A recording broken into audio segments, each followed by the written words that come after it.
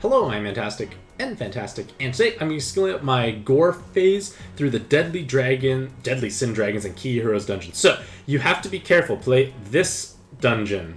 So, it's under here, not the 7 Deadly Sins Dragon Rush. Deadly Sins. I scroll up like this to ensure I don't accidentally click the wrong one. And then play the top difficulty. And if you want to get these faces to spawn, or Gorfeis, you need to actually have one of the sacred keys on your team. So in the build I list on the right hand side, it's any sacred key. This is the one I have already made, so I use it. It could be any of the 5. Just take your pick. And doing so with that on your team will cause Gorfeis to actually spawn. And at this point in time, there is a 100% skill up rate when you clear the dungeon. So the reason for this team is I like to bring multiple of them as my subs, so I can skill up 3 at the same time. And I have tons of pies lying around, so I did one of them with some pies, like partially, so I could have it ready or close to ready at the beginning of the dungeon, which gives me a bit more flexibility. Like, with the dungeon being played through, the drops can be used to skill up the other ones to catch up, so to speak. So the rationale is I'm going to save my stamina by using like some of my 200 plus rainbow peas. It's worth it in my head. If you have excessive pies, you can do so. If you don't, you can just play through it normally. It just means you might have to go a little bit slower. And in terms of inherits, it's just skill boost weapons. The more skill boost weapons, the better. Ideally jam resist, so if you can find like people with shelling forward, it's a little nicer. I don't have follow-up attack, but none of the resolves are dangerous, so I can just let it happen. It all depends on what spawns. So for this one, it's an easier one. Like, it's just combo shield. And with this setup here, I actually have enough skill boost to transform turn 1. So I can just enjoy this lucrative Skyfall buff.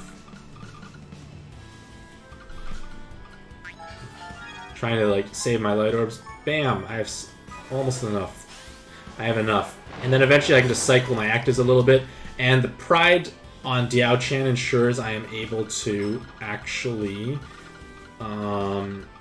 have a kill board for the very end. Like, I'm guaranteed to get a 15-15 board. Don't have to rely on things like Yogg, etc. Wow, I didn't actually get enough light orbs, so I'll Staffle for a turn. And this is why having one of the faces at least ready in time helps, because it can clear the Awoken Binds. If you didn't have it skilled up, all you do is wait 5 turns on that spawn. It doesn't actually kill you, and you're immune to poison damage, so you can just go through it. Again, the more skilled up you are, the Awoken Binds can be removed. But if you don't, just play like one combo game, it cannot kill you. Crazy Lazy is not an issue for me. Like, there is skill delay resist, I guess, but again, things don't kill you. So I'm going to just put everything up. That will sweep the floor. My Pride, it will be back up in time, and I'm good to go. So again, depending on the spawns that spawn, just play through their various games. You have almost 200,000 health. You're not going to die. So I make a row. Off to the next floor. And then on the final floor, I use the Pride key. If a water does Skyfall, I'll use my other leader and make a row and kill, because I probably will have a VDP ready. Like, the water absorbers should not be the limiting factor, I feel. So, use my Pride. And the nice thing about Pride is it's 15-15, but I can see what each orb is kind of through the darkness, so to speak. And I guess all that ranking dungeon practice means I can solve it a little faster. Or that board is just easy as well. So no water Skyfall, damage cap on your leaders.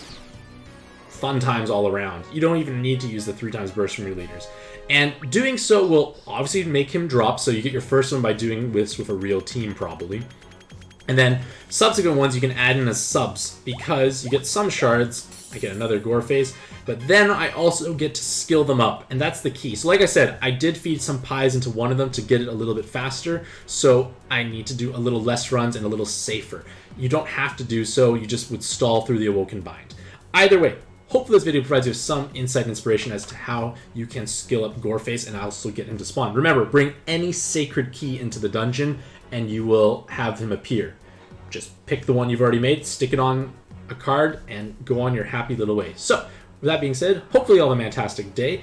I wish you all the best luck in your own pad adventures, and happy puzzling.